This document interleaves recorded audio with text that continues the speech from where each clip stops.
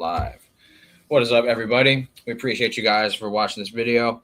This is a special event. We have never seen anything like this before, and at least to my knowledge, in any major sport that I've come across watching, soccer, football, baseball, basketball, boxing, I've never seen a live sporting event in front of the White House. This is historic.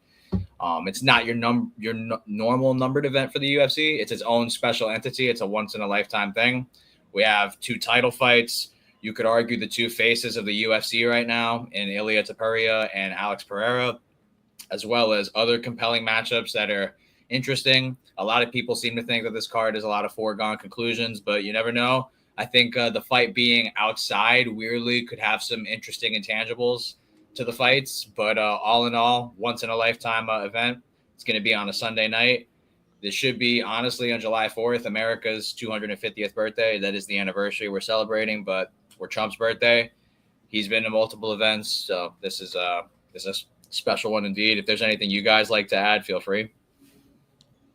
Yeah, it's like you said, a lot of and we'll have to get to it, but I feel like a lot of fights are gonna be one-way traffic on paper. If it winds up being something different, I think we know the way certain of those fights will play out, depending on the certain one. If the guy wins, the method of victory he has to win against such a big favorite. A lot of it just comes down to fluke. Sometimes it's take advantage of this. They haven't felt this. They're bad this. You know, typical this guy, the way you beat this guy is A, B, C. But yeah, I think the favorites are going to hit for sure. Most of them on this card. I think they put this fight together not for pretty much like, difficult 50-50 matches. They put the biggest stars on there, big names, people they know are going to put on a good fight, whether that's a KO or a good fight. And a lot of them are lopsided favorites. That's just the nature of this card. Mike, do you feel like you need anything, or are you good? I think it's going to be a phenomenal card for sure. For people that are just randomly preying on this card's downfall, they're not really fight fans at all. I think, obviously, whether you like our president or not, I think this is a phenomenal card. I've probably said my stances before publicly. I'm not a big Trump guy, but this is a phenomenal card. I think this is a great card to have like some once in a lifetime thing. I think it's for sure better than the Sphere. Hot take. Not really. I'm pumped for this card, man. Sunday is kind of like a rare moment. We've never really gotten a Sunday fight night per se. Hopefully no shit goes down during this card, and hopefully no rain. Like I said, like no, that's what I mean by no shit. Like I hope there's no rain, no storm.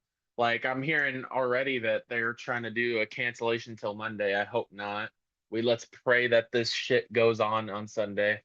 And yeah, I'm ready to get the show on the road.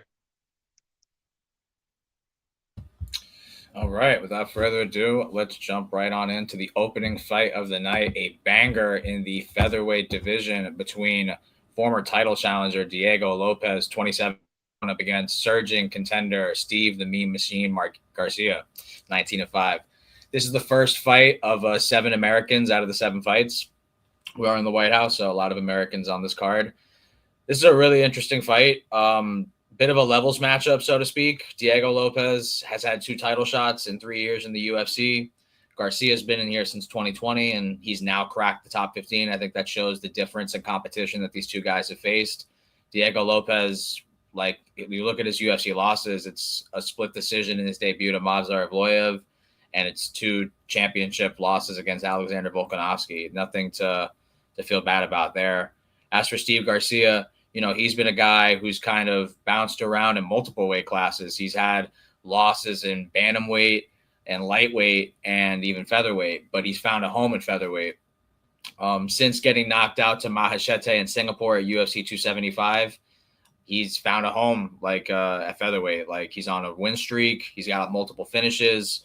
Granted, the level of competition isn't close in terms of what Lopez has had to go against his opposition, but Steve Garcia's delivered. He's looked the part. There have been some questionable moments where he may have gotten caught or dropped in this win streak, but nonetheless, he's getting the job done. It's a really interesting fight. I do think it is a bit of a levels matchup. On paper, I guess I'd have to say Diego Lopez is the better overall grappler because of his submission threat, how dangerous he is there, and his willingness to mix it up. We saw in the Gene Silva fight. I think logic points in multiple directions towards Diego Lopez. He's the younger guy.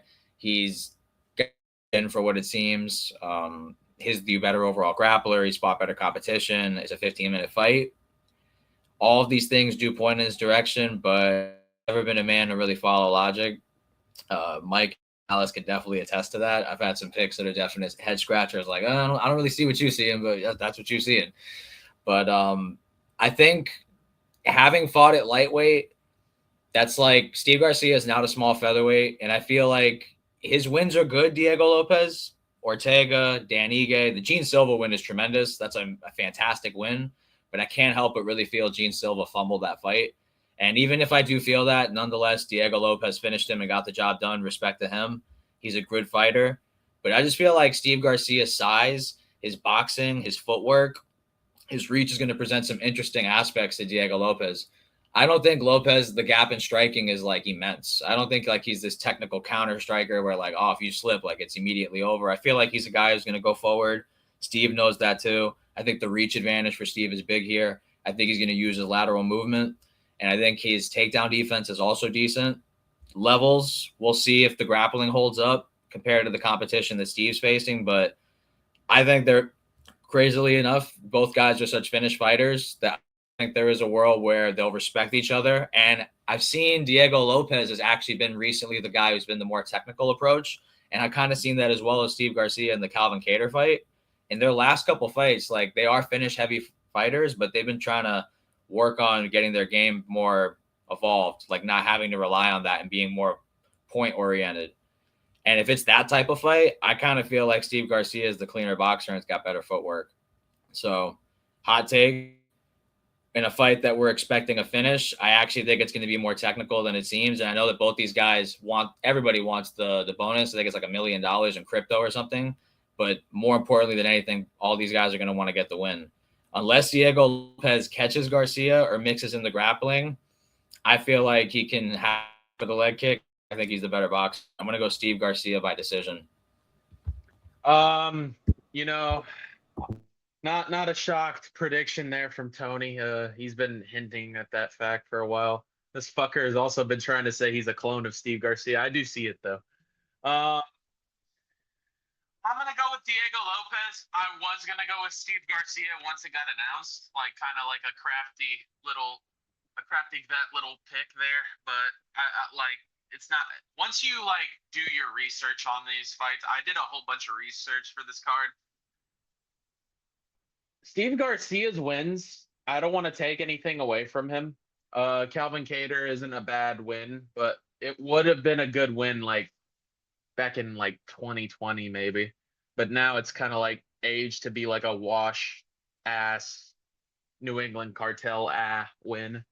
You know, it's not really that much of a good win anymore. David Onama is Nate the Train victim, so we can't really like take that highly. Who else did he beat? Kyle Nelson's a Terrence McKinney victim. Sung Woo Choi is mid. Like all these wins are I'm not a Steve Garcia hater. This motherfucker randomly follows me on Instagram, by the way. So I don't want to hate on Steve Garcia, but like I don't rate his wins at all. Like I rate Diego's more than I rate his. Hot take there. Not really a hot take, but you know what I'm saying? Like I think his wins are better. Even the people he's losing to. His last loss, make sure you want to scroll that down for me, Tony. His last loss is against Mahachete. Ass. That's why I wanted to get that. Like the Mahachete loss, like how he got caught is exactly how I could see Diego catching him, if not getting him to the ground and pound TKO and him. Like I think this is a levels fight, like Tony said, and I think Diego's gonna show those levels. I like Steve. I think he's young. He's very good. Well, actually, he's not even that young. How old is he? He looks young, but he's like 32, 33. I can't see it. 34. Yeah, he's 34. Like, I think I think we gotta I think we gotta stop sleeping on this man Diego Lopez, man. Like I think that Gene Silva fight showed that, you know, he's only losing to good fighters. He's losing to Volk twice. He's losing to Evloev. He's losing. That's it. That's only the people he's losing to in the UFC. He's losing to Volk twice, featherweight goat. He's losing to Evloev, a future contender in the making. I'm not a big Evloev guy, but I would rather have him lose to Evloev than a fucking Yair Rodriguez bum ass or something like that. Like, I got Diego Lopez. I think this breakdown's gotten a little too long enough. I'm going with Diego Lopez by a crafty vet win. I think he's gonna get a. I think he's gonna catch Steve in round two. I think it's gonna be a competitive first round where it looks like you could give it to Steve, but then Diego just finds the button and just catches him out cold in the second. Yeah, I have to lean on the side with Mike. I have to pick Diego Lopez here. If you look at this card real quick, all of these fights, honestly, like 6 out of 7, they could all end in the first round. Like this card was definitely made for an old man with not a lot of not a big God damn it, I can't think of it. Fuck. Attention span. Yes, Attention span. I wanted to say expansion band for some reason. I gotta put down the za.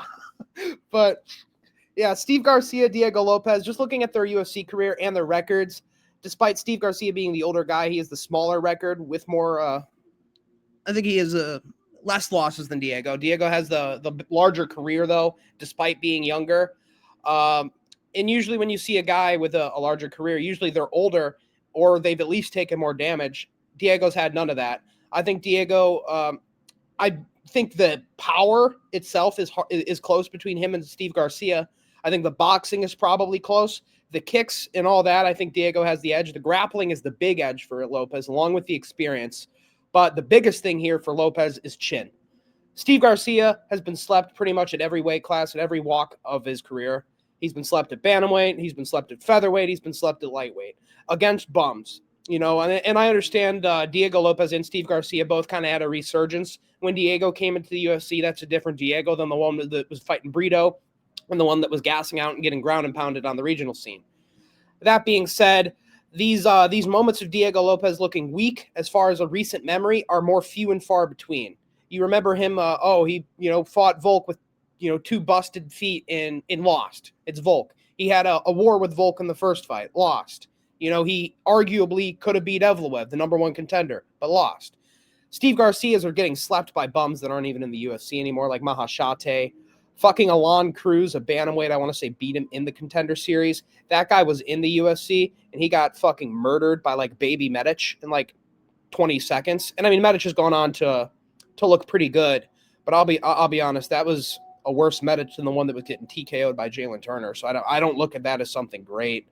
Early in his career, Ricky Tercios, the Shepe Mariscal win on the regionals does a lot of weight for him. But honestly, the big thing that makes me pick against Steve Garcia isn't necessarily his losses, although that does play a factor. It's some of the wins too.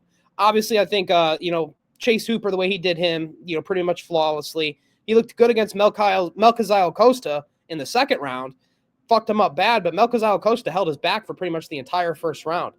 I think Melchizedek Costa is far inferior of a jiu-jitsu player and grappler than Diego Lopez is. Kyle Nelson had his back before he got TKO'd for pretty much the whole round. Looked phenomenal against David Onama. Looked measured, the best he's ever looked.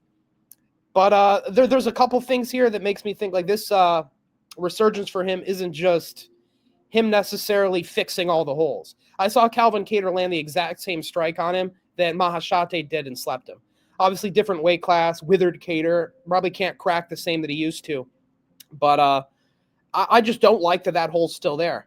And, I get Kattar's a little bit more of a technical boxer, a little bit more of a jab you at range guy than Diego is. But that's the exact reason why that shot didn't land, because Kattar gets this overwhelming respect for being a knockout artist. Who's he knocking out? Jeremy Stevens in his old age when he missed weight with an elbow down at featherweight? Like who else? Fucking Shane Burgos, who's a can. That aged terribly. I'm over Calvin Kattar. if you get victimized by Max Holloway that bad, you're literally Brian Ortega level of striking. And we all remember Brian Ortega didn't even know how to fucking block in that fight.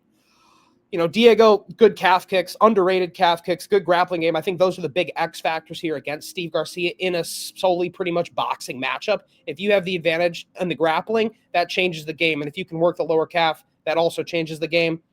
Steve Garcia has been on a run right now, but I just think it's going to be far and few between once you get into this higher level of competition. Guys that won't go away easy in the first round when you hit him with a couple punches.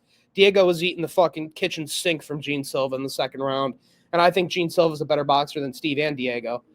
Faster, better footwork, all that. Although I do think Steve has better footwork than Diego, it's not like a footwork he's never seen before. He's fought Volk twice, you know. Experience is definitely an advantage. I've said that a lot, but I want to get that through because, I mean, you look at all these recent losses, they're both Volk. They're both Volk, the greatest featherweight of all time. Steve Garcia's most recent loss is further back, but it's Mahashate. He may have beat Charlie and Nerdembeke, but he got dropped on the feet first. I don't like this shit if you're going against Diego Lopez. Diego Lopez would fucking treat Shailin Nerdembeke like Sadiq Yusuf, you know? But I think it's a levels thing. I've yapped a long time. This is a short card, so I'll give a little bit more of an expansive breakdown, but I definitely think Diego Lopez gets this done in one. They're going to go right for each other. Maybe a little bit of feeling out process, but these guys are known to scrap. Like I said, this is made for an old man. Old man wants to go to sleep by 9 o'clock.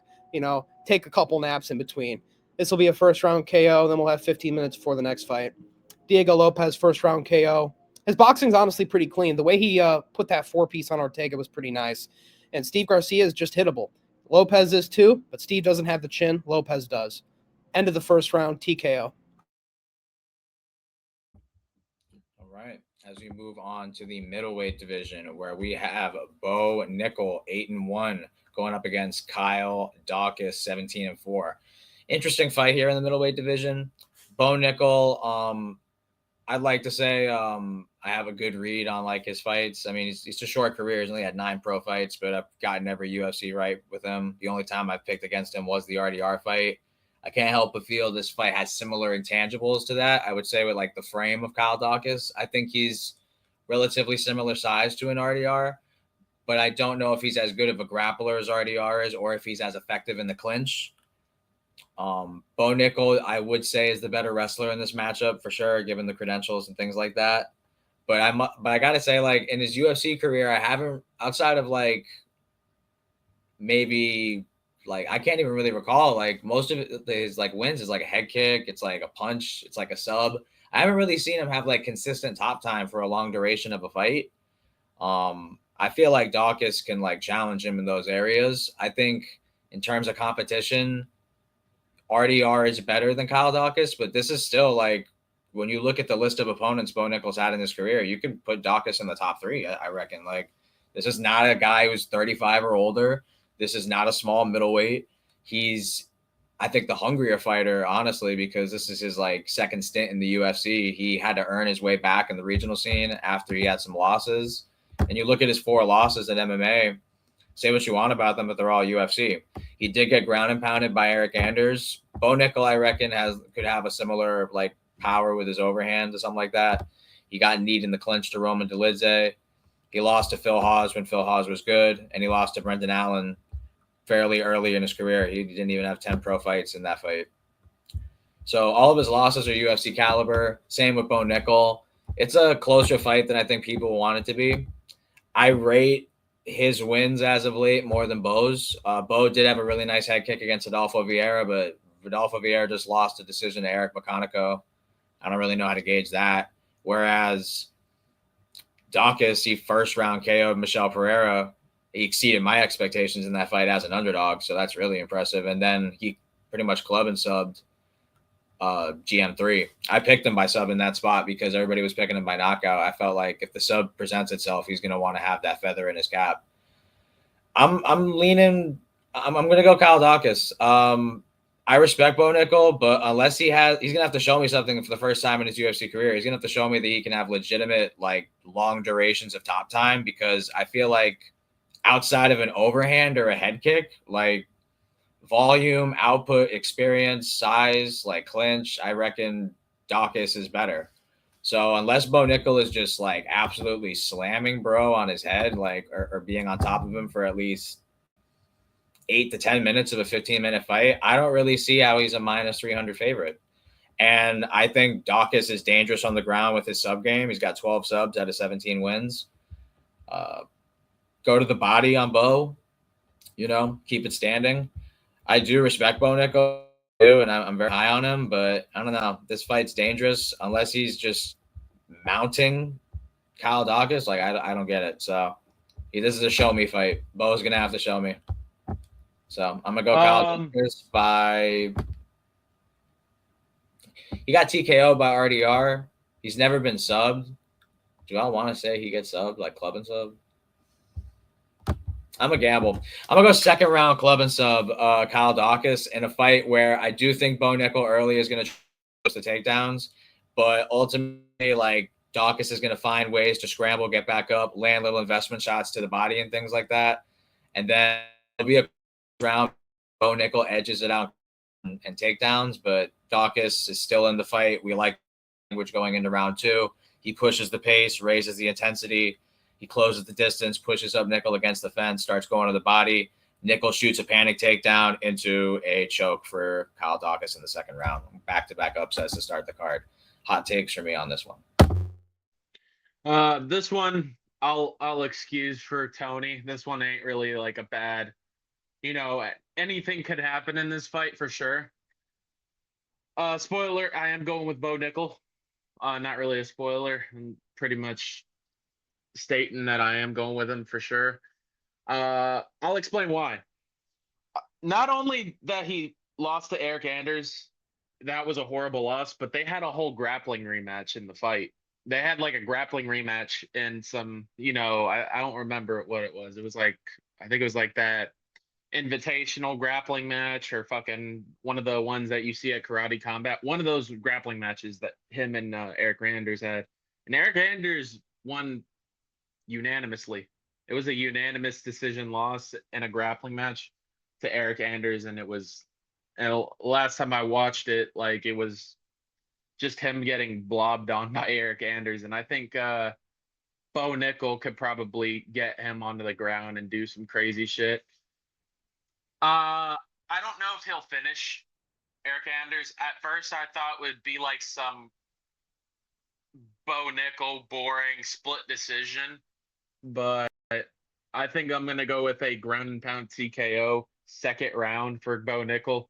I think the UFC really wants Bo Nickel to overcome that RDR stinker performance, and that's why they put him in the White House. I think that's why they put him in there.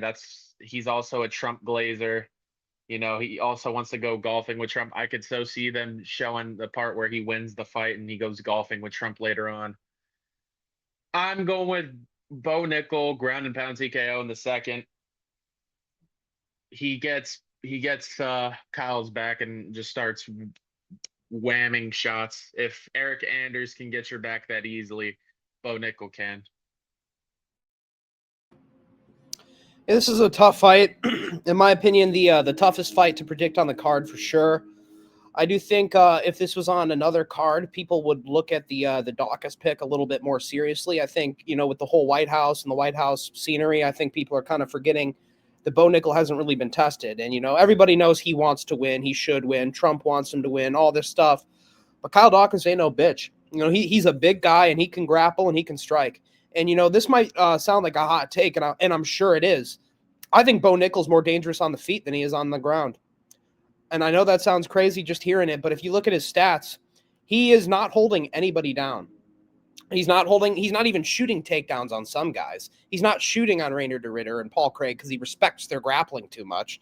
Cody Brundage is shucking off the takedowns and getting back to the feet most of the time. Rodolfo Vieira, in the only 2 takedowns the Bo Nickel shot, got up pretty quick. And that whole 3 rounds, Bo Nickel only had, I think, 1 minute of control time. 1 minute and 28 seconds of control time that whole fight. Of course, early in his career, he was making a quick work of some of these guys, Val Woodburn, Jamie Pickett, his Contender Series, Fleshlights. But honestly, since Cody Brundage, I just have seen a human. After Val Woodburn, it was like, Bonello, he's got hands too. But then it's like, all right, Cody Brundage on UFC 300, kill this guy. And it's, it gets into the second round. And this is Cody Brundage. This is not a great fighter by any means. Paul Craig, we're thinking like, okay, Brundage could have defended the takedowns. Paul Craig might be a threat on a takedown, but the explosive hands of Bo Nickal are going to come back and he's going to sleep Paul Craig after like deciding to cut 15 extra pounds in his old age. Couldn't do it. Was getting hit with a body kick of doom by Paul Craig. I feel like we don't know the confidence level of Bo Nickal, especially after that Reinier de Ridder fight. There was a big question about it. That being said, I do think he improved in that Rodolfo Vieira fight. Of course, all of these guys are shit. Every single person he's fought in the UFC outside of Reinier de Ridder, which honestly hasn't aged well either, has been a fucking can. I actually picked Rodolfo Vieira there. Unfortunately, as soon as Bo went in right away and just picked him up and slammed him, I was like, okay, yeah, he's going to win. I fucked up. But Rodolfo Vieira, small guy, jiu-jitsu guy. You can classify Daukaus as a jiu-jitsu guy too. But if I'm looking at Daukaus' takedown stats, they're pretty fucking good. He's got a takedown defense accuracy of 82%. The only times he's been taken down in his UFC career was once by Eric Anders, where he got TKO'd. I want to say he got like hurt and then just kind of dragged down and ground and pounded. Twice by Phil Hawes. He was pretty good. People forget, man. And, honestly, out-grappled Brendan Allen in their fight. Of course, I don't think Brendan Allen's all that. I'm a notorious Brendan Allen hater. But 3 takedowns on Brendan Allen, where Brendan Allen has none on you. Brendan Allen won that fight on the feet. More control time for Kyle Daukaus, too. I think his grappling's mad underrated. He's come back and just gotten first-round KOs in the first 2 fights he's had in his new UFC contract. But this isn't just a Jamie Pickett guy who's long for no reason. He can use his reach on the feet. He's got good grappling. He's got good anti-grappling. He's got all of this. He's got good power. He's a southpaw, which might be awkward for somebody like Bo Nickal to shoot on. He shoots on wrestlers that shoot in wrestling stance. Boxing, it's a little bit different. MMA, even more different. And I still think that's what we're kind of seeing in Bo Nickal's career. He's expecting, my wrestling experience is just going to transfer over. I'm going to become champion and beat Hamzat. It doesn't work that way. People stand a different way. There's knees, there's uppercuts, there's all this stuff. And I do think we're watching Bo Nickal improve. He's an extremely athletic, gifted guy. But that doesn't mean you're not a bitch. I'm going to be honest. On paper, Kyle Daukaus could do the exact same thing Reinier de Ridder did. And like I said, has not aged well itself. He can do the knees to the body. He can hold you up against the clinch. He can defend the takedowns. He can show you something on the ground that makes you think, okay, I don't want to get caught in an armbar or anything. I'm Bo Nickal. I can't have that happen. So stuff like that. I think the pressure in this fight is definitely on Bo Nickal. Trump, the whole fucking charade is more about him than Daukaus, whereas Daukaus is kind of the afterthought. It's almost like he's not American, and Bo Nickal is the only American in this fight. But Kyle Daukaus kind of like your working man, and Bo Nickal's like the teacher's pet, rich guy, yeah. But I think Kyle Daukaus actually wins this fight. I think his power, I think all this stuff is stuff that could discourage Bo Nickal, the knees, all of this stuff. It's a big underdog. It's a shot. But I think, he defends a couple takedowns. He does pretty okay on the feet. He checks Bo's chin a couple times, and that self-doubt and that lack of confidence starts to creep in. It's like, I may be a great wrestler, but damn, that knee hurt to the body. Damn, I think I might have lost a tooth. Can Bo Nickal go through that shit? History tells us no. History tells us no. I'm going to pick Kyle Daukaus 3rd round TKO. I think Bo Nickal is going to fail a lot of takedowns, and I think it'll be like, I got you down, but I wasn't able to do anything with it, and you just got back up. Bo Nickal, the thing about wrestlers, you expect great control time once they're on top. Bo Nickal does not have that in his fights. Despite being a wrestler, he cannot hold Rodolfo Vieira, a jiu-jitsu guy who wants to be on his back, down. He won't even attempt to take down on de Ridder and Paul Craig because he's so afraid. Cody Brundage, fucking bum, getting back up. I'm going to have to just say it. Bo Nickal isn't all that. I picked Rodolfo Vieira, so I'm going to stand on business here with Kyle Daukaus too. I think Kyle Daukaus is a way better fighter than Rodolfo Vieira. So I'm going to pick him again. I'm going to pick the Tony Merab strat. I'm going to just keep picking against Daukaus unless it's like a really easy fight, or keep picking against Bo unless it's a really easy fight. I think Kyle Daukaus has got the recipe. This is a step up. This is a dangerous guy. Kyle Daukaus, 3rd round TKO. Better gas tank, less of a quitter. as we move on to the lightweight division, where we have Mauricio Hufi, 13-2, going up against the return of Iron Michael Chandler, 23-10. Crazy comeback fight. Chandler, he didn't get the McGregor fight, but in a weird way he did. He has now a Brazilian that's cosplaying Conor McGregor. So in a weird way, he does get the fight. This is a tough one for him to come back to, man. Mauricio Rufi, I reckon I picked him in his last fight against Rafael Fiziev. I reckon right about now we're looking at about one of the premier strikers in the lightweight division in Mauricio Rufi. This guy's got accuracy. This guy's dynamic. He knows how to maximize his reach. He's improving, as we saw in his last performance against Fiziev, coming off the BSD loss. I think he's just a dangerous guy, man. He's got kicks, just dangerous. He's a sniper, truly. As for Michael Chandler, former title challenger, yes, everyone's going to look at the 10 losses. This guy's on the older side. I want to say he's like 38 at least. Let me double check that. I want to say he's at least 38. 40. I'm tripping. Yeah, Chandler's 40 coming back to this fight. Layoff, don't love that, especially against someone as powerful and as accurate and as a quick starter as Rufi is. This fight really comes down to, is Chandler going to grapple? Because I feel like with Michael Chandler, he has tools, but he just never puts them together. He has knockout power. He has decent leg kicks. He has good takedowns, and he's a decent submission threat, ground and pound. But he's only really got so much allotted time in a fight to make that really count. I think his best days are behind him. He's 40. This is just like, I just think this is a setup for Rufi to look good on the White House.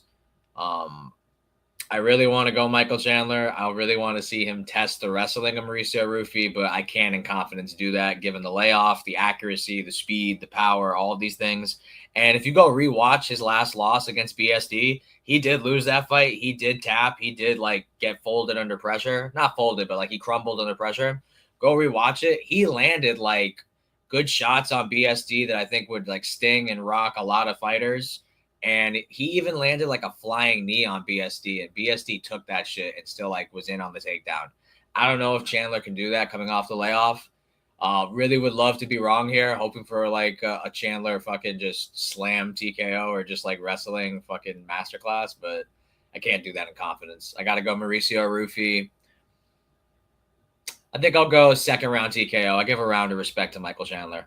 I think round one, he will be an emphasis on trying to get a takedown on Rufi, and maybe even might be successful, but I think Rufi will do enough to stay safe, maybe even lose round one and then come back heavy in round two to a fatigued Chandler who would have spent a lot of energy trying to grapple in round one, which ultimately culminates to a second round TKO for Rufi. All right, now that we got the Chandler respect out of the way, this is where me and Alex come to in. The Chandler respect is fucking gone, brother. Chandler's gonna fucking die. I think we should just pretty much and say how it is. He's gonna fucking die. People I've been hearing have some delusional takes, being Chandler's got a good shot at this, man. He BSD was able to get him down and stuff like that. Bro, Chandler has the dumbest fight IQ I've ever seen. He's got a brain function of a fucking fish. Bro is just retarded. He's the dumbest motherfucker I've ever seen when he fights. He's a wrestler, right? He's a high division wrestler. Got very good wrestling. Slammed Benson Henderson in Bellator a couple times, but that's the thing, bro. When he entered the UFC, I was pumped. I'm not gonna lie to you. I was pumped for the Michael Chandler experiment. I was like, okay, we're gonna see some high level wrestling moves. You know what I'm saying? He's gonna start slamming motherfuckers. He's gonna do the dangerous elbows I've been looking at in Bellator. We had a great fight between Eddie Alvarez. Maybe we might sign Eddie Alvarez out of nowhere and get a trilogy out of it. But I'm not gonna lie, after what I've seen, Bellator's just fucking ass, bro. Bellator's just shit. I don't know any other good Bellator fighters. The best person that came out of Bellator is either obviously the obvious ones are out of the way, Chris Cyborg and fucking Eddie Alvarez, but outside of the two, like the current signings that we've gotten, Aaron Pico and MVP are pretty much the best people to come out of Bellator. If I'm missing other names, I apologize, but those are the only two names that we've gotten out of Bellator at the moment that was actually pretty good. I would like for them to sign more, obviously, but I don't even know anymore, man. Huh? Oh yeah. Oh yeah. My bad. Fuck. I'm sorry. Yeah, him. Honestly, that's the best one. That is the best one. Fuck, man. I feel disrespectful. I apologize for that. But enough of the Bellator slop, like mentions. Obviously, other than the best. Uh, I'm going with Rufy. I wanted to go Rufy by decision just because I could. Look, listen. He should starch Chandler. I'm picking him by round 1 KO to starch this motherfucker. He should knock him out in the first round. But I could so see a way where he is just beating the shit out of Chandler and gasses out after round 2 after just repeatedly beating the shit out of him. And Chandler just fucking does stupid shit in the third round where he needs a knockout and he looks at President Trump. He's like, "Look, I'm about to slam this guy for my favorite president, y'all." Bah! I just slams him a couple times like he did Charles. Bro is a retard, bro. Where he desperately needs a win. He like they're gonna there's gonna be a way where the UFC will keep Michael Chandler at the end of this. But my main pick is first round knockout. But I could so see a world where it goes to a decision where Rufy just beats the shit out of him and Chandler has a good third round and they keep him.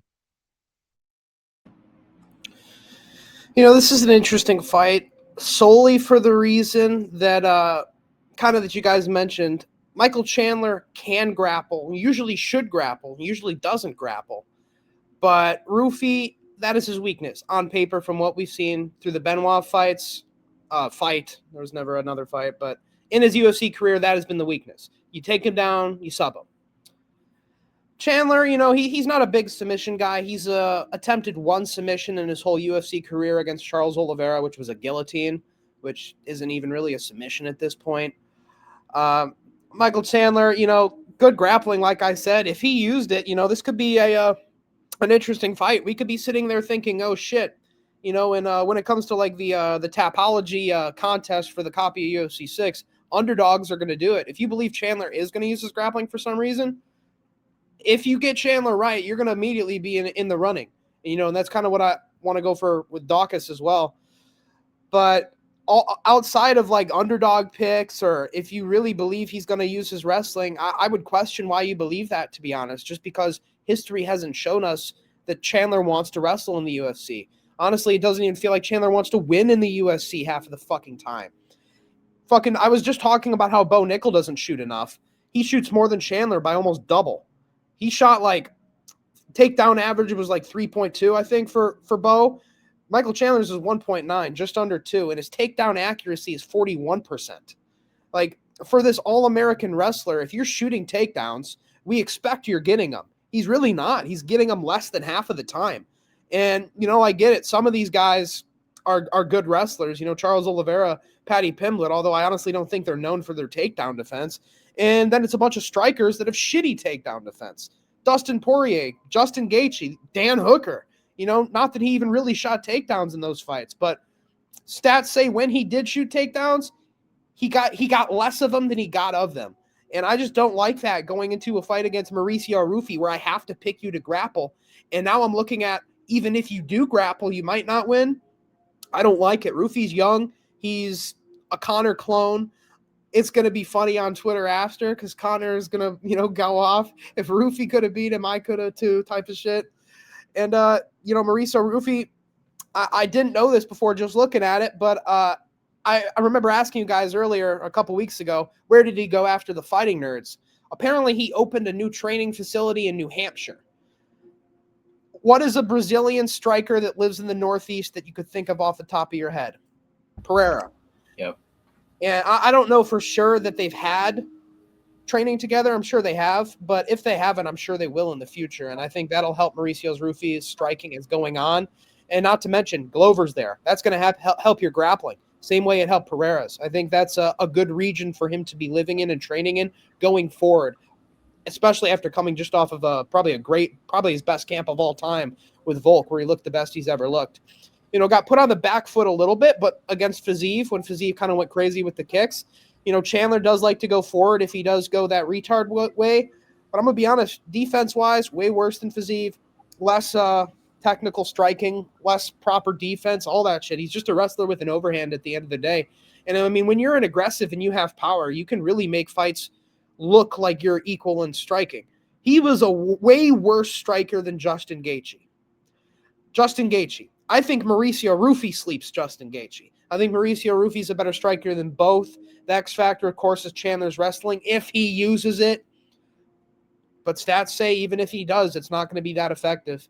Maybe that'll look different against a guy like Rufy who has that as his big weakness. But if this fight makes it out of the first round, in my opinion, it's because Chandler wrestled. If he goes out there and tries to fight Rufy the way he is, Rufy has a really good job of keeping range. And I mean, getting hit with partially landed body kicks by Fiziev is one thing. Getting, in the pocket and getting hooked 4 times by Michael Chandler, he's got to be way closer to do that. And that's the danger zone. He's got to cross the void, as DJ says. And that's where Rufy does his best work. It's that counter shot when you're coming in. And I think if Chandler fights like that, this is going to be early. This could be a 1-minute fight. I think this is going to be another theme for this fight. I could see a lot of these just being 1-minute fights, like very, very, very quick ends. But yeah, I just can't pick Chandler solely for the fact I can't trust him to wrestle. And even if I could, I wouldn't. Rufy, first round KO, counter right. I'm expecting a Conor-esque TKO with like the hammer fists and up against the fence. And well, one can hope. Rufy, first round KO. Don't know the validity to it, but allegedly I'm hearing that Volkanovski may be in the corner of Mauricio Rufy in the White House. So we'll see if that holds true. As we move on to the heavyweight division, where we have the Black Beast, Derek Lewis, the Knockout King, 29-13, going up against the undefeated Josh Incredible Hokit. I am the president of the Josh Hokit fan club. Alex and Mike will tell you that. I am just perpetuating Josh Hokit propaganda. I'm saying this is the next great American big man. I really believe in this guy. I think he is the truth. He showed and answered a lot of questions for me in that Curtis Blades fight, who I honestly do think is a tougher matchup here than Derek Lewis. Obviously, as you could tell by the tone of my the way I'm talking, I am going to pick Josh Hokit. This fight being outside, I think like doubles his chances of winning exponentially. No offense to Derek Lewis, but it just seems like he's got that quitter in him. I've just seen it in fights. Who am I to say that? I'm not a fighter, this and that. But you go watch the tape, you tell me what you see in certain fights where he faces adversity. I don't think he's got. The thing with him, though, is that power is always going to carry regardless of how long the fight goes. He has gotten finished later in fights like the Cyril Gane fight, but he's also had fights like the Alexander Volkov fight. So that power is going to carry with him even in the later rounds, even if he's fatigued and gassed. He's just got so much raw power. But puncher's chance can only do you so much. Josh Hokit, I think there's a speed edge. I think there's a skill edge. I think there's a grappling edge. I think there's a dog edge. I just think he's the better fighter in every way, shape, and form you can cut it. If you're picking Derek Lewis, you are picking him to land one shot and just insta-kill Josh Hokit. Now, I can understand as to why you do that because you're looking at him in his last fight against Curtis Blades. I actually recently just watched the media press coverage today. Josh Hokit said that, like, literally his words, I'm not going to fight like that. Like, he said, like, I'm going to change my style based on my opponent. Like, people would think so I'm just going to, like, go like at him like I did Blades. No, I know he hits harder. So his awareness, he knows what, like, it's a shtick. It's an act. He knows winning is ultimately the biggest thing more than even whatever cringe he could do. I'm going to go Josh Hokit. I'm going to go – it's just torn between KO and sub because I could see either one hitting, really. But, yeah, I'm going to go late first round. I guess I'll just go TKO. I feel like the feather in the cap of knocking out the Knockout King, I feel like that'd be a cool vibe to have. I could easily see sub too. It's really just a matter of which one he chooses. It could be a Spivak situation. It could be a Waldo Cortez Acosta situation. Go rewatch that fight. That's where I say the quitter in Derek. Maybe the punch was harder than I think it was. Go really watch that. Look at the shot that Waldo Cortez Acosta sat down Derek Lewis with. That shit don't even look like he threw that much into it. That looked like a little arm punch, and he fucking dropped him. He didn't want to be there. He ain't going to want to be here. He's gonna get humid sweat, and he's just gonna like just fall over and just that's it. I give up. Late first round TKO, the Incredible Hulk, Josh Howkett. All right, now we got the queerness out of the way. I'm going with Josh Hokett, unfortunately. I think, take his retardation aside, he's actually really good. He is a really good fighter. I like Josh Hokett. I think he's a fun fighter to watch. Uh, do I think that he should be taken out of press conferences and, do this and that? Not really. At the end of the day, it does bring in names, it does bring in money, it does bring in views. So why not let him do what he does? I'm gonna go with him. I think he's just gonna ground and pound TKO Derek Lewis probably in the later rounds, either late second, maybe early third, where he's just got Derek Lewis exhausted trying to get him down. And yeah. Back in the beginning, I liked his whole shtick, but I am praying for a Derek Lewis slime out. I am praying for that, but I think that's the best. That is a good thing about Josh Howkett. He brings in that mindset that people will they'll pay attention. And honestly, I can't hate that. Respect to him. But I don't think he's gonna be champion like Tony does. I'm not that much of a fan, but shout out to him. I have to be honest. I'm looking at some pictures of Derek Lewis. He doesn't look in the worst shape. I'm going to be honest. I wouldn't say he looks the same shape he looked in against Taliesin, but I don't know if my eyes deceive me or not, but he looks like he is in decent shape. And, I said if Derek Lewis came in decent shape, I don't know. I still don't know, just because Derek Lewis has that power. If Josh Howkett gets in his face, I feel like that honestly could be a good move if it was Fat Derek, because Josh Hawkett's got this ability to make the first round feel like the third. His output just breaks people. The takedown attempts break people. He's got just this cardio maniac style of wrestling. He's like the Merab of heavyweight, with like way more entertaining and way better striking. I think he, on paper, should smoke the fuck out of Derek Lewis. We see Derek Lewis often, and he looks like shit. The one time recently Derek Lewis didn't look like shit was the Taliesin Teixeira fight, and Taliesin Teixeira sucks. But Fat Derek Lewis lost to Tai Tuivasa, who almost beat Taliesin Teixeira too. But Derek Lewis got him out in one when he came in shape, and Derek Lewis is a dangerous guy, and if he comes in shape like he did that one fight, I don't know. That being said, I'm still going to pick Howkett. I think Hockett's the better MMA fighter.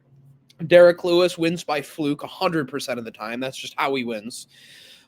Josh Hockett's got, I wouldn't say like knockout KO power, one shot, but I mean, it is heavyweight, so kind of everybody has that. But he definitely doesn't have the power of a Derek Lewis, or even like probably a Pereira at heavyweight, or an Aspinall, or any of these guys. He's definitely a cardio output, hit you with 10 punches to make you go down rather than one. And I think that's what you got to do against Derek Lewis. You get in his face, you give him no respect, and you hit him with a fucking 4-piece. You fucking flip him off. You let him slip on the rain-covered canvas with an overhand, and you ground and pound TKO him. You mix in the wrestling. As Tony kind of alluded, it sounds like that's what he's going to do. He'll change his style up. He's going to fight smart, despite him liking to be a retard. But honestly, I think even if he did fight the way against Blades, I think Blades is tougher than Lewis is. I think Blades, he came back and he had that second wind. I don't think Derek Lewis is surviving that first Howkett onslaught and having his own onslaught after that. And, Curtis Blades survived 3 rounds. I think Derek Lewis, we've seen him quit. He's just a fat dude at the end of the day. He's in his 40s.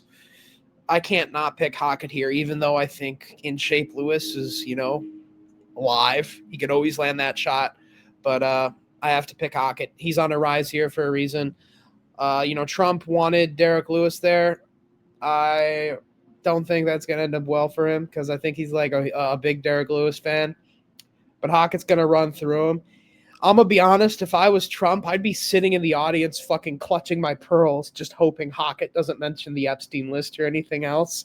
Howkett has, more than anybody else on this card, Howkett has an opportunity to make me sway my mind on him like fucking 180 if he just, you know what I mean? But yeah, I still got to go Howkett.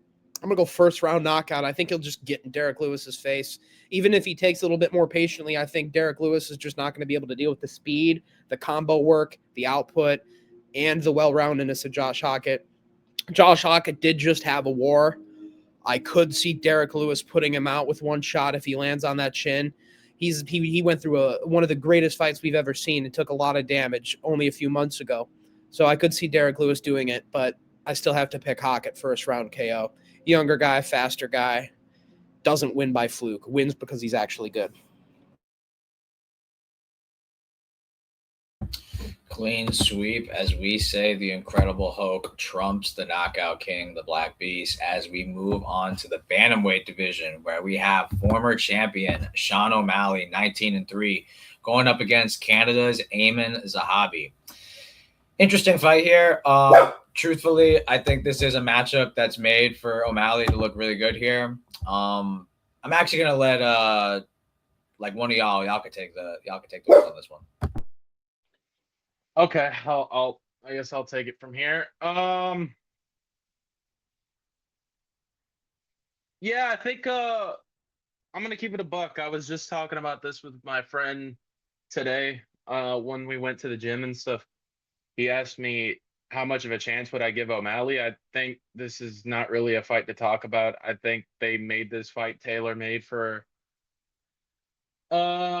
just for the Instagram highlight reels. We haven't gotten an O'Malley slime out since the Aljo fight, and I think this is a tailor-made fight for O'Malley.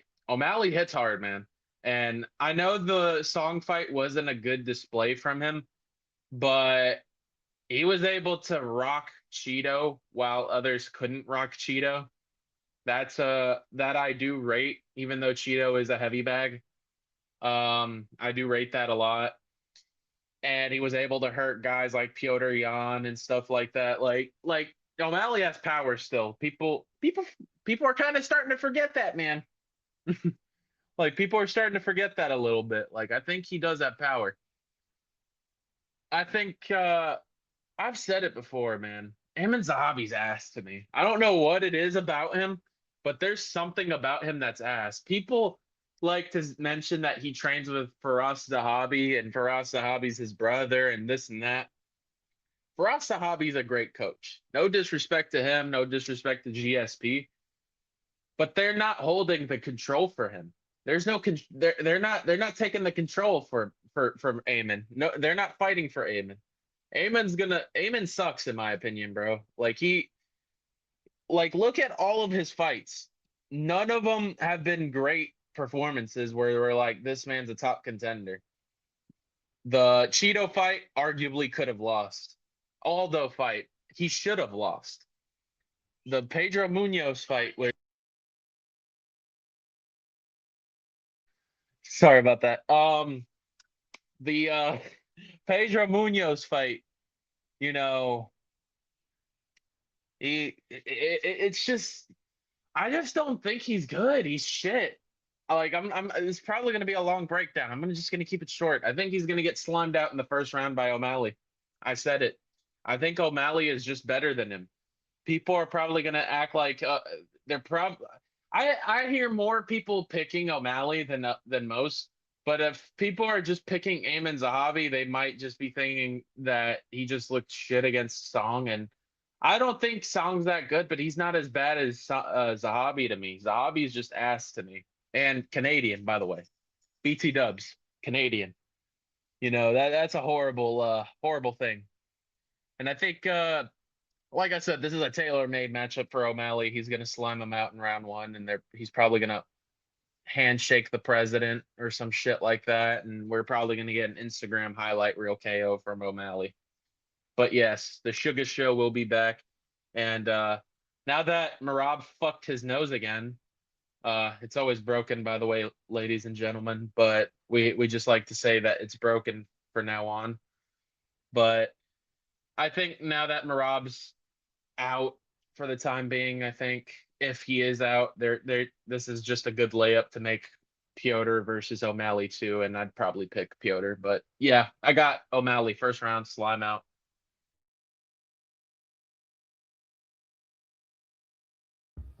I can go next.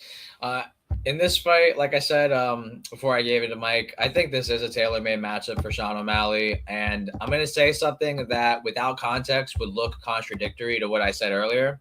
I think the gap in competition is significant between these two, even more so than the first fight. And I know you're like, well, you said Steve Garcia, you're picking Steve Garcia against Diego Lopez, but Diego Lopez fought for 2 title shots and he's fought like way higher comp.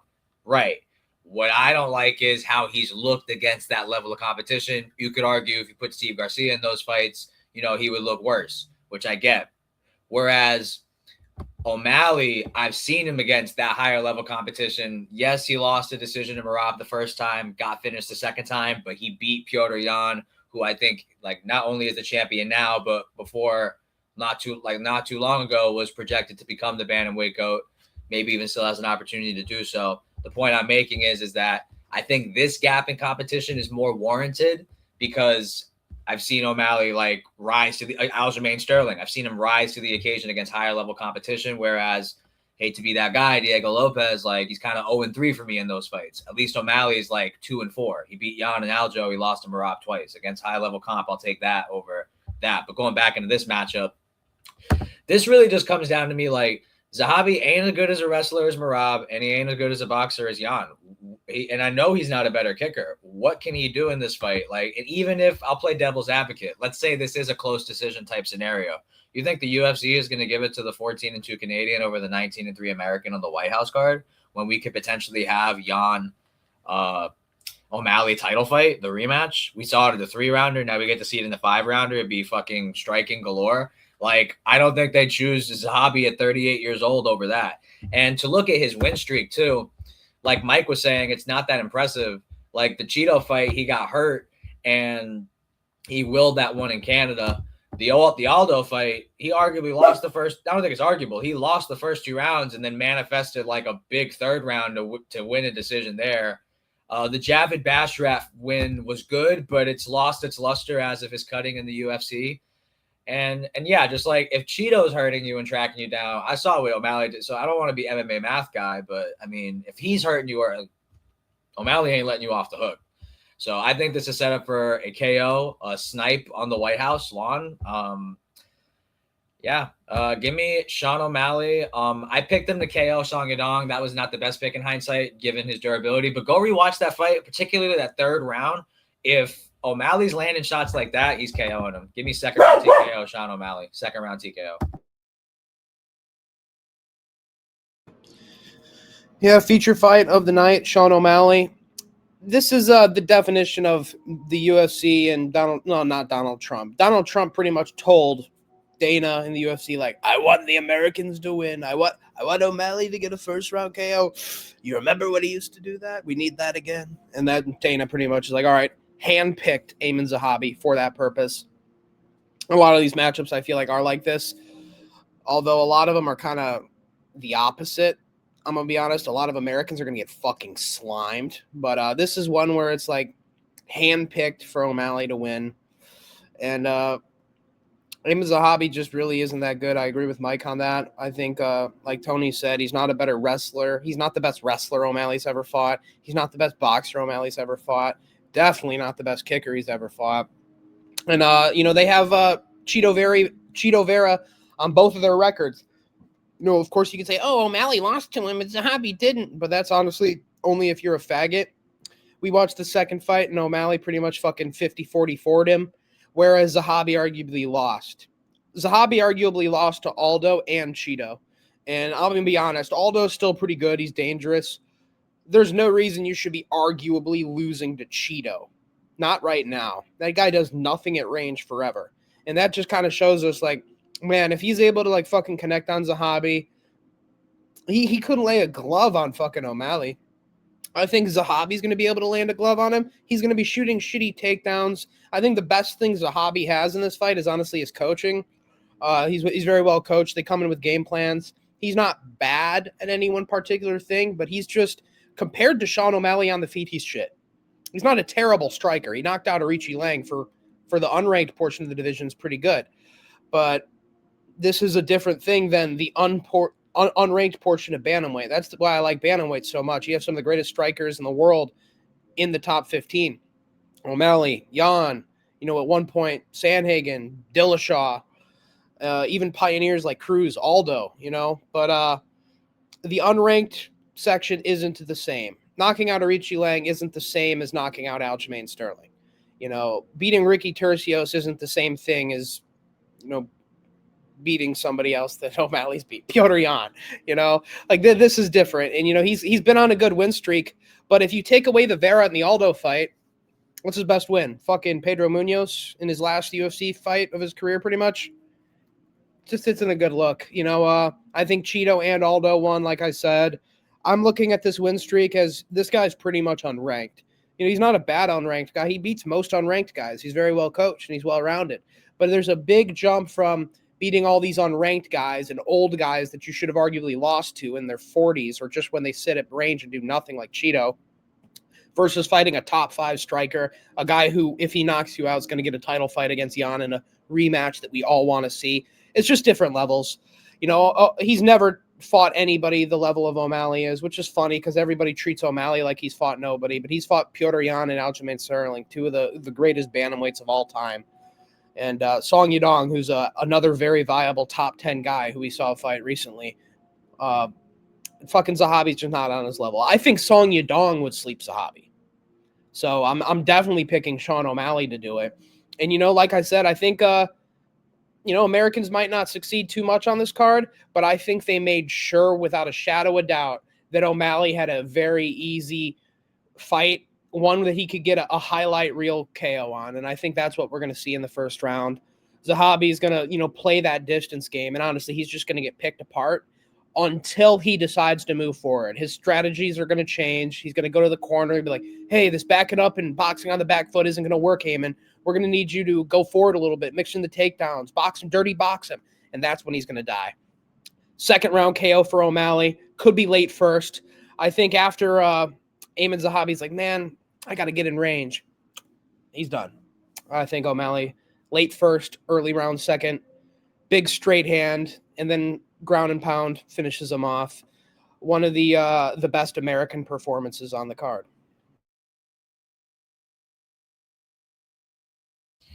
As we head to the co-main event of the evening, where we have the former middleweight and light heavyweight champion of the world, Alex Pereira, 13-3, vying for triple champion status for the interim heavyweight championship against Cyril Gane, 13-2, representing France. Really interesting fight. Both these guys have about just literally like the same amount of pro fights, about like 15 pro fights. Just Alex has one more. Alex has fought lighter guys, obviously, having fought at middleweight and light heavyweight. Cyril Gane is the more natural heavyweight. This is one of the more compelling matchups because I think Alex Pereira, the gap in striking between him and a majority of the heavyweights is immense, to say the least. In technicality, I think he'll fit just right in terms of the power, but he'll separate himself in terms of his speed and his technicality. And even if this isn't like a proper bulk to heavyweight, I still think he'll retain most of his speed in comparison to the rest of these guys. Cyril Gane, he's had, including interim, this is like his 5th shot, like really, because he won against Derek Lewis for the interim, then he lost the undisputed against Ngannou, questionable fight IQ, then he lost to Jones in the undisputed, then he had a no contest with Tom Aspinall for the undisputed, and then he's having this interim with Alex. This is French Muay Thai versus Brazilian kickboxing. I think Alex is the more credentialed striker. I think this has the potential to be, honestly, potentially one of, if not the greatest striking match in the upper weight classes history. The only thing I could see that could put a hold to that would maybe be the staring contest potential where there's point fighting, or more so Gane trying to mix in grappling. If one of them was going to mix in grappling, I think it would be Gane. He's got a good jab. He's got good footwork, good in the clinch, good Muay Thai. He'll grapple like he's shown that in the Jairzinho Rosenstrike fight. He'll entertain grappling exchanges with Ngannou. I keep hearing everybody say because he's fought Ngannou, because he got Derek Lewis, he could deal with the power of Pereira. And it's okay, that's not the same thing. In terms of technical striking, it's not really close. Alex Pereira is just simply a far better striker technically than all the heavyweights Gane's fought. I think Gon's gotten away with a lot of things offensively and defensively in the heavyweight because of his superior athleticism. I think Alex Pereira can mitigate these things. I think there's holes on both sides of the striking. Gon's never been knocked out, though, and he is the natural heavyweight, and he has the option to mix in the grappling. But I am going to go Alex Pereira here. I think he could compete with him in the kicking game. I think pure boxing, if they're only allowed to use their hands, I do think Alex Pereira is better. I do like Ciryl Gane's jab, but outside of that, he really doesn't have anything crazy with his hands. He has a nice jab. That's kind of it. Alex has a nice jab too. He's got better hooks. He's got better uppercuts. I think he's just a better overall striker altogether. If Gane is just going to go in there and strike, I love this pick. He needs to mix in grappling, in my opinion. He needs to clinch up. He needs to shoot takedowns, go for trips, things of that variety. I think if he just plans to strike with Alex Pereira, contrary to popular opinion, I actually think the longer the fight goes, I could still see Alex being dangerous. I've yapped far too much for this, but I think it's a very in-depth breakdown. It's a very technical fight. But all roads ultimately lead me to go 4th round TKO Alex Pereira. I think the weight, it will be a lot to carry, but, I think he'd having fought at 185 drained. I don't feel like, being bulky at 265, it's not going to be as much of a problem. Gane's not that dangerous when we really break it down. Who is he knocking out, bro? It's Sergey Spivak. It's Tai Tuivasa. It's Derek Lewis. This is Alex fucking Pereira. This is not don't even do that. Don't even compare those guys. And then the people love the Ngannou fight. Dude, he had a torn meniscus. That is not 100% Francis Ngannou. That is not what he ultimately is on the feet. He had to grapple in that fight, So I'm going to go 4th round TKO Alex Pereira. I just think that he can play the kicking game. I think he's the better boxer. I don't believe in Gane's grappling enough. I feel like if he could stuff all of Magomed's takedowns, maybe Gane gets one, but he makes dumb decisions on the ground anyways. The difference of these two is simple. Gane's 1-2-1 in title fights. He beat Derek Lewis. He lost to Ngannou, lost to Jones, had a no contest with Aspinall. He's 1-2-1 in title fights. Alex Pereira in 8 title fights is 6-2. He's only losing to Prime Israel Adesanya in a fight that he sold his soul for to win that fight, because that is literally the last time we've seen Izzy win. So he put his heart and soul into that win. He put everything he had into that. And then the other time we saw him lost was Magomed Ankalaev the first time, which we all, I think, picked. I think we all picked Magomed the first fight and even the second fight. But, yeah, I think him fighting lower weight class people is huge for him in this fight. I think Gane really hasn't fought an athlete outside of Aspinall that's really, in terms of his speed and all of those things. I think having fought Prime Izzy, having fought Jan Blachowicz, having fought Prime Prohaska, having fought all of these athletic guys, that will be easier to translate to Gane than Gane having fought fatties like Lewis, Tuivasa, and Spivak to now fighting fucking Poatan. Give me 4th round TKO Alex Pereira. And even though it's an interim, we are going to count it as he is the first 3 division weight champion in the UFC. I'm going to go 4th round TKO Poatan. Despite the shirt, there is biases. I can't lie to you. I think Alex is gonna win, man. I think it will look very competitive in the beginning. People are very nervous for Alex to slow down. People don't realize how, I don't know, man. There was something that hold up. I had to do something real quick. But there was a fight that it was the Faraz Ziam fight, bro. I don't have faith in these French fighters, bro. These French fighters are frauds.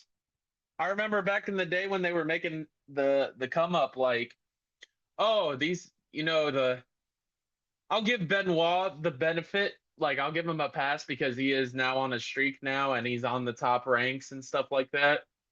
He is the only one that I can probably say is the exceptional Frenchman. But some of these French people are not the brightest. Faraz Ziam last week, we thought this man was going to be the prospect, right? We thought he would have been a potential top contender in the making, the guy to slime out Michael Chandler if he wins. Like we all thought that. Bro's you having a grappling match and having a tit for tat fight with Tom Nolan, where like giving Tom Nolan the fight. Let's just say it how it is. It was just a winnable fight that he gave to Tom Nolan, and he just fought very stupidly. I can't trust Cyril Gahn. Now I know what you're saying, Mike. Why are you using a fight that is a whole different weight class and this and that? It's just been proven that some of these French fighters are dumb. It's just a poor. It's just not even a fact. It's not even like a conspiracy theory anymore. It's a fact now. Like some of these guys are stupid. Cyril Gahn is stupid. He went. It was 2-2 going into round 5. He was winning early against Francis Ngannou. He sees Francis Ngannou's ankle, and you know what? I'm gonna go for a knee bar while it's 2-2. Yeah, there's like a 20% chance I could get this knee bar, but I'm gonna still go for it. Doesn't get it. Like I could see him doing some stupid shit against Alex, and I think Alex is gonna chew up that leg. I think he is going to hit body kicks. Honestly, this is probably the toughest matchup next to Tom Aspinall that we've seen in a minute. And plus, like heavyweights evolving to a point where like we're not getting fatties. You're not getting a Derek Lewis matchup. You're not getting a Pavlovich matchup. You're now getting Alex Pereira, who's bulked up. There was kind of concerns that he was getting fat for this camp, but this week during fight week, I don't know if y'all have seen in training footages, but he looks a lot in better shape than we were seeing him in this whole prep time for the fight. So you could say like the bulking is kind of getting a little more successful. But I got Alex Pereira. I think I've yapped far too long about this fight. I'm pumped for it. Alex Pereira is probably one of my favorite fighters in the sport, and I'm gonna be incredibly pissed if he loses. I'm gonna go with decision. I'm gonna go with the decision here. I think he could slime him out, but I think I'm going to go with the decision off damage, where he catches him with leg kicks. Gahn's actually had troubles with leg injuries too, so Alex might go for the bad leg that happened with Volkov. The Volkov fight was also a reason why I'm picking him. Like, I don't know. I'm not really entirely impressed with some of these French fighters, and Cyril Gahn included, mainly Cyril Gahn. But yeah, I think I've yapped far too long. I'm sorry, Alex. I'm going with Alex Pereira decision. No, you're good. Yeah, I also have to go with Alex Pereira. I know, shocker.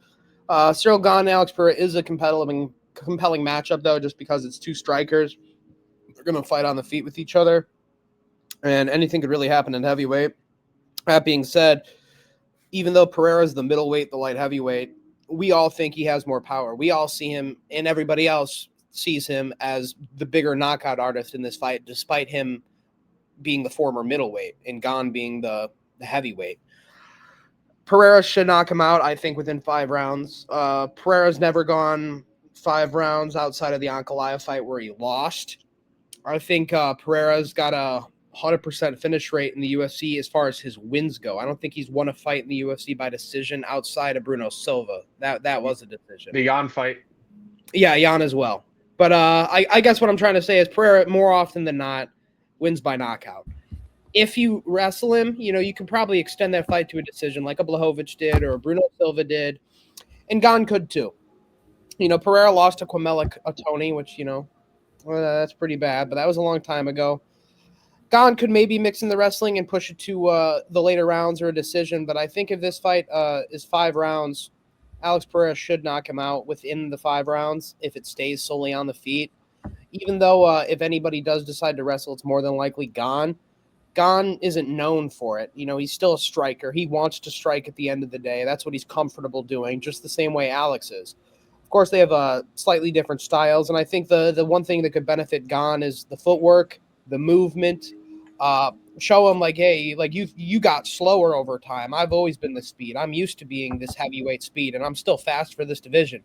Whereas you're putting on, 40 pounds. Let's see how fast you are. I like if Gon tried to, have a very footwork heavy style where he's shooting reactionary takedowns off the back foot, kind of like the way Aspinall did to Volkov. Like once Pereira steps in, there's your double leg opportunity as long as you don't get kneed in the face or uppercutted. But the thing that really pokes a hole in that theory for me is the takedown accuracy of Gon, 25%. And his takedown defense is 47%. So in theory, I feel like Pereira, if he wanted to, could do what he did in the Adesanya fight and maybe just shoot a takedown himself to mix it up. It's not anything I'd bet on. I feel like more often than not, we're going to see a striking fight in this fight. And if somebody does grapple, I expect it to be Gon. But I wouldn't rule out a random takedown attempt or a guillotine attempt in the clinch from Pereira, just to like let you know, like, yeah, you're not going to do this as easy as you thought you were going to. You're going to have to strike with me. And I think, just eventually Pereira can fight on the back foot. He can fight people with good footwork. Prime Izzy had some of the best footwork in the game of all time. And I think, Ciryl Gane, he's got some of the greatest footwork of all time too, but this is heavyweight. He's a bigger guy. He's just not going to be moving the same as 185-pound Adesanya was, especially kickboxing Adesanya. I'm just talking about MMA, but if we want to talk about kickboxing, I mean, Pereira's fought the who's who. Gane, more of a Muay Thai back with knees, elbows, clinch stuff. Pereira, kickboxer. Honestly, kickboxers are more known for keeping the range than Muay Thai is. Muay Thai is usually smashing with knees and elbows in the clinch. Of course, you can have a more rangy style, but kickboxing usually favors the quick, snappy kicks and getting out of range. Since the weapons are very limited, you make sure your kicks are very fast so you can continue to use them a lot. But, if this fight is at range, I think Pereira can do just as good as the very footwork-heavy Ciryl Gane. I think if this gets into a brawl, I have to have Pereira win. He's just got the power advantage. I think the boxing is close between these two. I definitely think the defense is probably better for Gane. Power is better for Pereira. Kicks, I would give Pereira 2 just based on damage, but Gane's got more unique kicks he'd throw. He'll throw like a side kick to the head or to the body or a spinning back kick, whereas Pereira usually doesn't throw those types of stuff. He'll do like a jumping lead, like teep to the chest in the beginning of the fight sometimes, but that's really it. I think just, wherever this fight goes, there isn't going to be anywhere Alex Pereira is completely washed, like out of this fight, even the wrestling. And I think that's the, a good idea. I expect Gane to go for it at some point. If he doesn't, I think he's stupid. But even if he does, this isn't the first guy to try to take down Pereira now. We're kind of past that. Ankalaev shot like 12 times and got none of them. And I think Ankalaev is a night and day better grappler than Ciryl Gane. I think Ankalaev would hold down Ciryl Gane. So I'm going to go Alex Pereira. I'm going to go Alex Pereira by KO, TKO in the second or third round. I think the first round will be close. I think Gane will start to gain in confidence. I think he's going to be able to move better than Pereira on the feet. I think we're going to see a slower, slightly chubbier Pereira. That being said, I think it's still Pereira. Compared to a lot of these heavyweights, he's still going to be in phenomenal shape by heavyweight standards. And as time goes on, he'll only get in better shape at heavyweight. He'll get more familiar with the weight. And I think it's just a matter of time when he hits Ciryl Gane, it's over. And that's kind of just the story of Pereira's career. If you let him get like a clean left hook and you're starting to get cooked. If you let him get in, I'd say like 10 low kicks, you're cooked. I've never fucking Joe Rogan's going to be in paradise because, Pereira and his low kicks. And you'll love to say that on commentary, but genuinely, no Joe Rogan. Pereira can neutralize your calf with one kick. We've seen it before in the Yuri fights.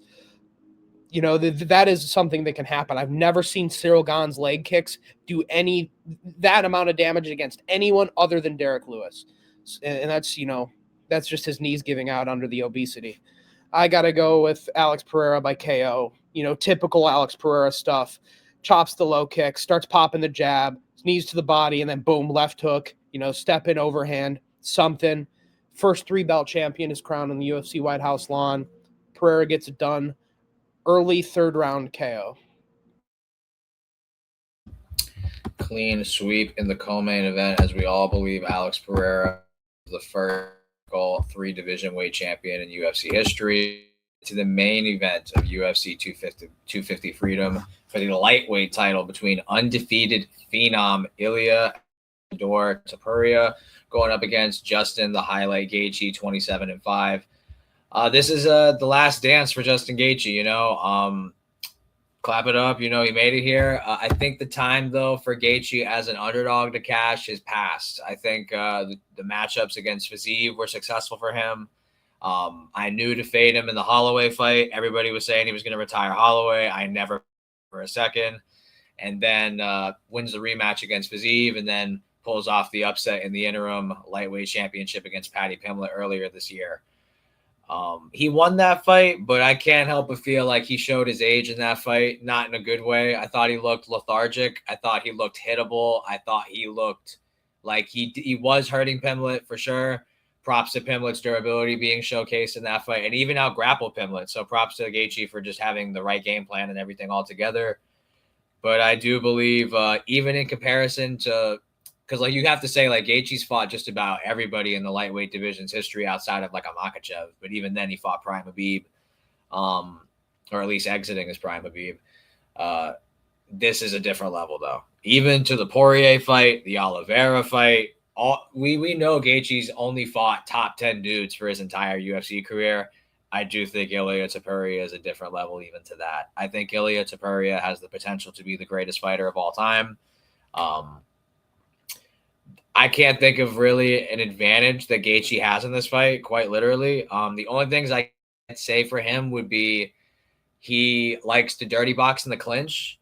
He likes to throw head kicks more frequently. He likes to throw low kicks more frequently and experience, I suppose.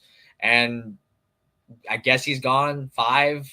Not really, though. Like, they both have about a similar amount of time going a full 5 rounds.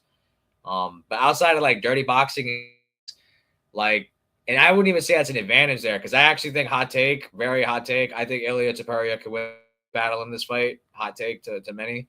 But yeah, like he only has those slight advantages because he just throws those strikes more frequently. I think in every facet, Ilia is a better fighter, grappler, better takedown defense because he's shorter, lower center of gravity, more accurate, more durable. Yeah, I think he's just better in every way, shape, and form. I think he can win this fight any way he wants. I've predicted his last 3 outcomes perfectly in the exact rounds. I'm just going to take his word on this one. He says first round knockout. I'm going to listen. I think body shots are at play here for sure. I really could see a body shot TKO where he's just pressing him up against the fence and folds him to the liver and then just follows up, and that's the fight. I think that is in play, and I think that's where I probably will. I'm going to go first round body shot KO for Ilia Topuria, where he's like kind of checking the leg to Gaethje. Gaethje almost is going to, I really feel this, I think is going to literally try to emulate Volkanovski did in the first round. I think he's going to be as frantic on the back foot, just spamming body kicks, high kicks, low kicks. I think he's going to try his best impression to be Volkanovski in that fight. And I think in the midst of those exchanges, Ilia is just going to be clipping him with a hook here, touching him with the jab here. It's going to be like a bad version of what Volk was trying to do. And it's going to ultimately lead up to where Gaethje's just spamming kicks and he backs himself up to the cage. And then Ilia like feints high and just fucking delivers like the nastiest body hook you've ever seen. And it just rips through the torso. Gaethje just completely winding him onto the knees into follow-up. First round body shot KO Ilia Topuria and still lightweight champion of the world. Good fight for the White House card. Honestly, it's just going to be a sanctioned murder. I'm going with Ilia Topuria here. I'm gonna get it out of here with just that. Like, Ilia is just great, man. Like, I think like you have to be like an Arman Sarukian or an Islam Makhachev level to beat him. I don't see anybody else beating Ilia, and I sure as fuck don't think Justin Gaethje's going to. And honestly, Justin has been he's trying to let his nuts hang here in this fight week. Like, bro's talking about Ilia's marriage. He's over here like trying to like little bro Ilia, yet Ilia's the A side of this whole situation. Like, I don't know, man. Like, Gaethje's kind of been like going out a little bit as this whole fight week has came in, and I think he's in for a rude awakening. You don't talk about people's personal life, bro. People like to say, "Oh, Ilya was talking about Gaethje's dad," but Gaethje's dad was out here talking shit, cracking Bud Lights, looking like a retarded drunk dad. Like if it like Ilya has every right to like respond about all that. Like if you're gonna talk shit, I'm gonna talk shit back. I don't really know too much about the clip, but it just sounded like Gaethje's dad was just drunk talking shit about Ilya the whole time, and Ilya just responded. And then Gaethje decided, oh, he talked about my dad. I'm gonna talk about your marriage. And fair is fair, and like it's just stupidness, bro. Like this dude's pushing 40 and he's acting like a fucking high schooler. Like that's just ridiculous. I think Ilya's gonna knock him out as well. I want to go second round just because I think he's just gonna brutalize Gaethje in the first. Maybe take the first round off and then go for the kill in the second. But my boy who manages Ilya, Jose, he told me go first round KO because every time when I've asked him like, how do you think Ilya's gonna win, he always has gotten it correctly. I remember in the early stages, he said Ryan Hall's gonna get knocked out in the first. He also said Charles is going out in one. He said he was gonna knock out. He said Max Holloway's gonna get knocked out in round 3. Like he's been on and on these predictions. He said that he was gonna knock Volk out in round 1. That one was like the one that he was kind of wrong on, but it was a still a perfect prediction. He knocked him out still. I'm going with the first round knockout of Ilya Taporia as well. I'm gonna agree with Tony. I'm gonna agree with my boy Jose. Shout out to him on his success in the management game. But I'm a huge Ilya guy, man. I like Ilya.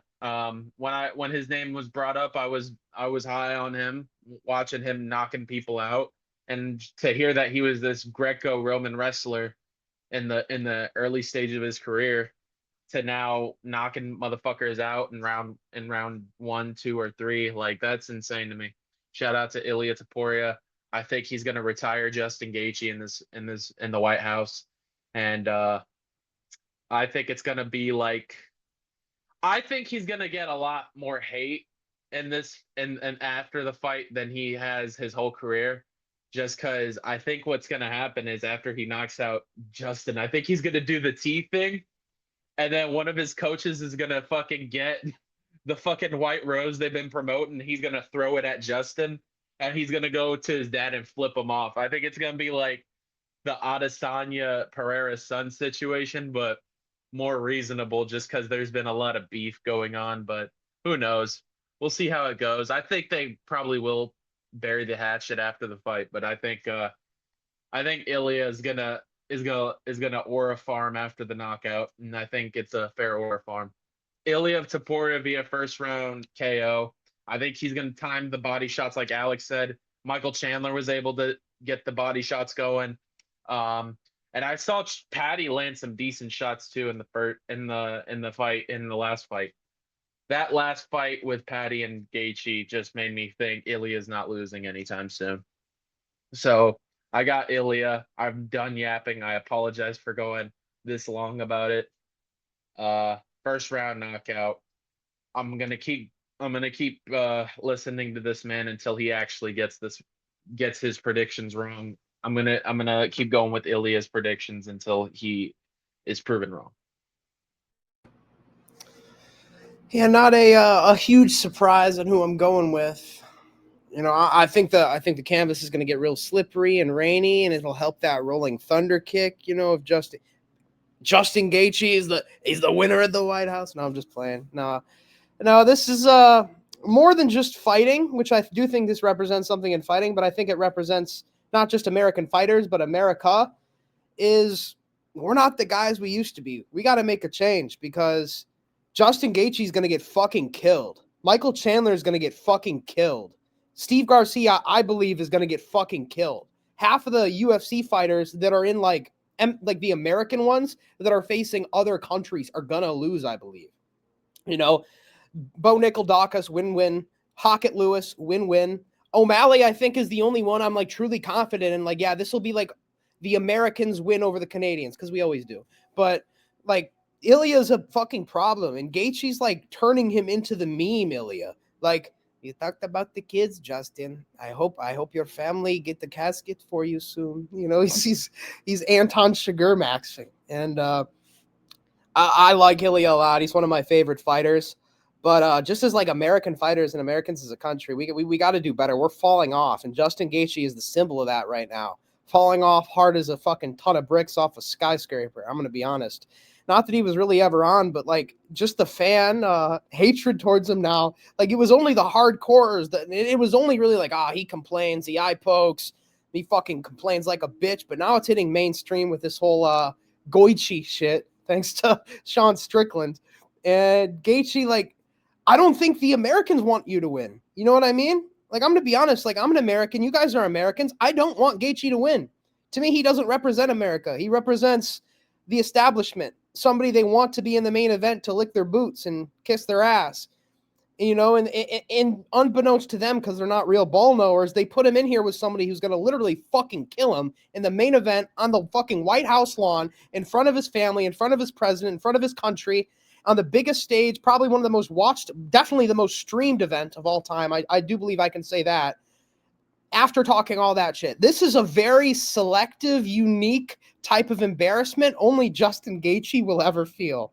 Nobody else on this card is going to feel that same thing. Even like Steve Garcia Chandler, they won't feel that same embarrassment. They didn't talk this same talk. They didn't put themselves in the main event, bootlick everybody in existence, including Israel. Even Chandler didn't do that. And that's really saying something. You're bootlicking more than Chandler, bro. Like, I think the energy about Gaethje switched. I don't think it's like, the Americans want Gaethje to win, but everybody else. No, the Americans want Ilya too. Like, I'd say if you're a UFC fan, you know, I'm willing to bet you're probably in the range of, 15 to 35. And I feel like that's an age group that doesn't really like the way the country's headed right now and the way we feel like it's being controlled. And I think Gaethje, in a way, is kind of the sponsor for that right now. So, of course, I'm going Ilya, you're going Ilya, we're going Ilya. And the analysis here is pretty simple. It's, everybody's talking about Gaethje's low kicks, like Ilya doesn't throw low kicks. Arguably fucking better low kicks, to be honest. He out-leg kicked Volkanovski, who I think is a better low kicker than Gaethje. Technique-wise, Gaethje doesn't really even have that great. He just fucking wings them bitches. And when Gaethje was at his best low kicking wise is when he had really no regard for his health, when he just slammed him into knees, no care. Michael Johnson fight is a good example. Just full torque leg kicks. I mean, I guess he could do that to Ilya, but I really don't see that. I see more of like this patient Gaethje, not willing to engage, not willing to put his body on the line as far. And I mean, to be fair, against Ilya, I don't think it'd really make a difference. But I think, boxing Ilya, kicking is close. I'm okay with you giving it to Gaethje just because Ilya kind of throws low kicks and that's it. But I mean, Gaethje knocked out Poirier with a kick. That's it. He's got good low kicks, but I mean, if we really break down all of his knockouts, he eye pokes Edson Barboza and flatlines him. The Poirier head kick's a good one. I'll give him that. But fucking James Vick, I'm not rating that. Like his whole knockout streak, Cowboy Cerrone, like come on. Arguably an early stoppage against Cowboy too. Like I get he has power in his hands, but I think there's power and there's power. When Ilya hits people, they don't fucking move. And, just the boxing superiority, the technique, I think he throws his punches way faster and better, whereas Gaethje's kind of like a slow old man that throws sloppy arm shots. Ilya is like a legitimate boxer that could go into a boxing ring and do okay against some of the best boxers in the world. I truly believe that. I'm not saying he'd win, but he would compete the same way Usyk competed and Ngannou competed and McGregor competed, like that same level. I think Gaethje would get slept by any boxer in a boxing ring in a round. I think his defense is shit. I think his boxing is shit.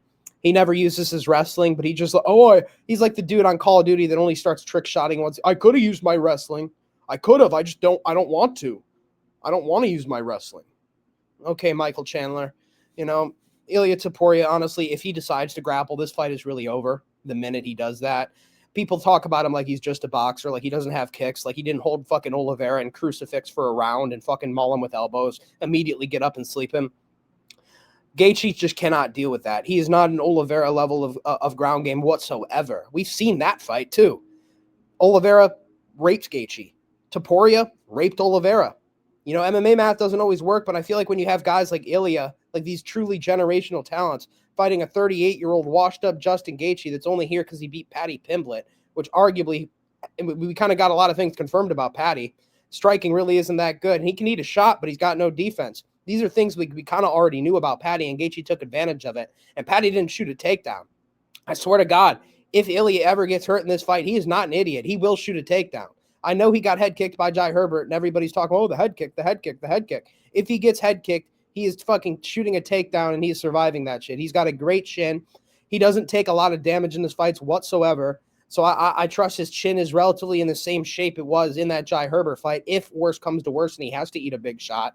But his defense is good. His high guard is good. It's kind of like a lot of these other kind of like boxing guard guys like a Jan or a Cheeto, where it's like, yeah, they eat shots, but they're mostly partially blocked even when they do land.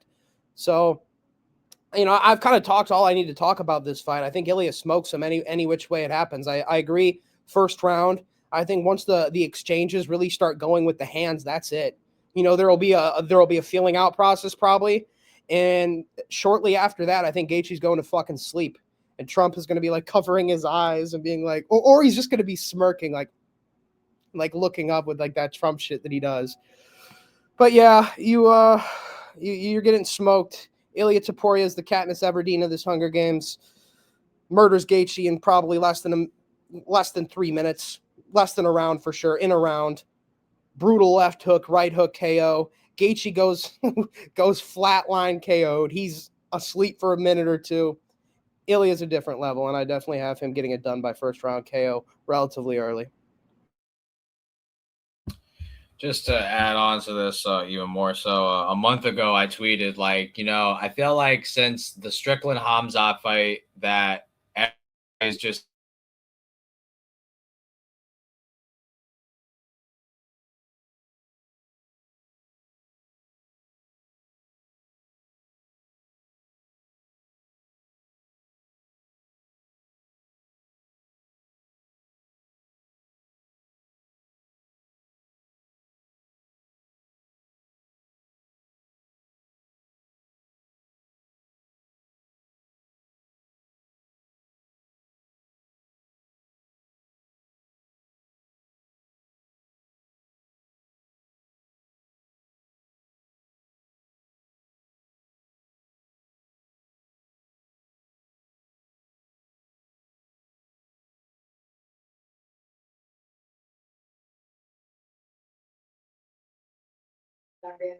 Damn. Yeah, my connection was shitting the bed too. No, I don't think it was. I don't think it was ours. I think it was his. Yeah, this thing's still recording. Might have to do a little editing. Yeah, editing is definitely gonna be needed.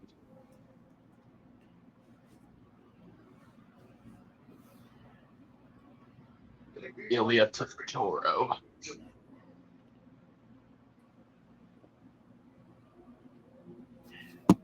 Back. Yeah. Okay, so we're back.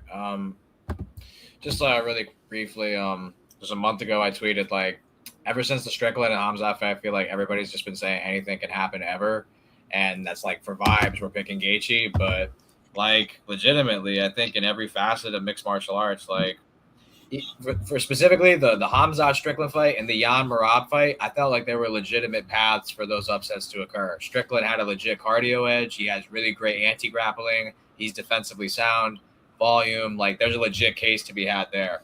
Jan and Merab, I felt like what happened in the second fight is what should have happened in the first fight had Jan not been injured the first time. As for this, you know, where does Gaethje have an edge? Ilya's been 5 rounds. We saw it in the Emmett fight. He had a 50-40 card in that fight. 8 a head kick. Saw it in the Jai Herbert fight. Better grappler, better boxer, better chin. He out leg kick Volk. Body shots better than Alvarez, in my opinion. The Damon Jackson fight speaks for itself. I even tweeted like follow up after hours of research. Gaethje is taller. He needs to hit the Masvidal knee. He needs like flukish things to occur. Rolling Thunder, victory by Looney falling on Ilya's head. Like, he needs like the DDP fucking or like plot armor to win this fight, in my opinion. Like I don't see it. So just piggyback off that. Really appreciate you guys for staying and watching the video. A little technical difficulty, but ultimately all good. This should be a fun event. This should be one of those events that we will be talking about for like 10, 20 years from now. Yeah, appreciate you guys. Peace.